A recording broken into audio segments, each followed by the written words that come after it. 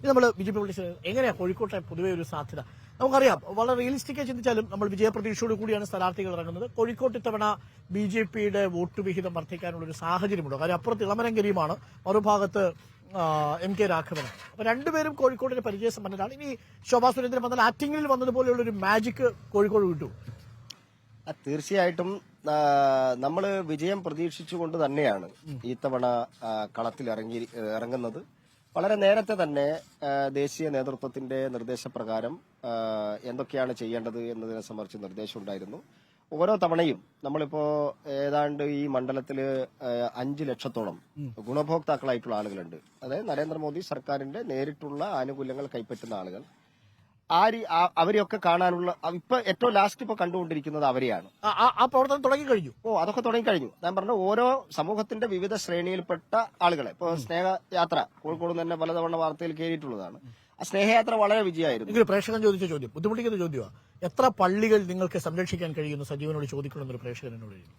ഞാൻ ഏതെങ്കിലും സ്ഥലത്തെ ഒറ്റപ്പെട്ട സംഭവങ്ങളെ നോക്കിയിട്ട് നമുക്ക് ഒരു ഗവൺമെന്റിന്റെ പോളിസി എന്താണ്? ഇപ്പോ കഴിഞ്ഞ 10 വർഷമായിട്ട് നരേന്ദ്രമോദി സർക്കാർ നടപ്പിലാക്കിയിട്ടുള്ള പദ്ധതികളിൽ എവിടെയാണ് വിവേചനം കാണിച്ചിട്ടുള്ളത്? അവിടെ ഈ കിസാൻ സമ്മാൻ നിധി കൈപ്പറ്റുന്ന ആളുകൾ, പ്രധാനമന്ത്രിയുടെ ആവാസ് യോജന കൈപ്പറ്റുന്ന ആളുകൾ, നാഷണൽ ഹൈവേയുടെ വികസനം വരുമ്പോ, മെഡിക്കൽ കോളേജ് വരുമ്പോ, എയിംസ് വരുമ്പോ, ഇങ്ങനെ നമുക്ക് ആവശ്യമായിട്ടുള്ള വികസന പദ്ധതികളൊക്കെ വരുമ്പോ കന്യാകുമാരി മുതൽ കാശ്മീരം വരെയുള്ള സംസ്ഥാനങ്ങളെ ഏതാണ്ട് ഒരേപോലെ കണ്ടുകൊണ്ടാണ്, എല്ലാ വിഭാഗം ജനങ്ങളെയും ഒരേപോലെ കണ്ടുകൊണ്ട് പ്രവർത്തിച്ചിട്ടുള്ള ഒരു സർക്കാരാണ്. അതുകൊണ്ട് എനിക്ക് തോന്നുന്നു അത്തരം പ്രചരണങ്ങളൊന്നും ഈ വിലപ്പോവില്ല, തെരഞ്ഞെടുപ്പിൽ വിലപ്പോവാൻ വേണ്ടി സാധിക്കില്ല. മാത്രമല്ല ഇപ്പൊ കോഴിക്കോട് 2 സ്ഥാനാർത്ഥികളുമായി, ഇടത് മുന്നണിയുടെയും വലത് മുന്നണിയുടെയും സ്ഥാനാർത്ഥികളായി. ഞാൻ മനസ്സിലാക്കുന്നത് നിലവിലുള്ള എം പി ഒരു ജാഥയുമായിട്ട് ഇപ്പൊ പോവുകയാണ്, വികസന ജാഥയുമായിട്ട് പോവുകയാണ്. തീർച്ചയായിട്ടും അതുപോലും ബി ജെ പിക്ക് വോട്ടാവും. കാരണം എന്താ, കഴിഞ്ഞ എല്ലാം കേന്ദ്ര ഫണ്ടാണ്. ഇപ്പൊ റെയിൽവേ സ്റ്റേഷന്റെ കാര്യമാണ് അദ്ദേഹം എടുത്തു പറയുന്നത്. ആ പദ്ധതിയുടെ പേര് ABSS എന്നാണ്. അത് കേന്ദ്ര പദ്ധതിയാണ്. അത് MKRS ആക്കാൻ എത്ര കിണഞ്ഞ് പരിശ്രമിച്ചാലും നടക്കില്ല.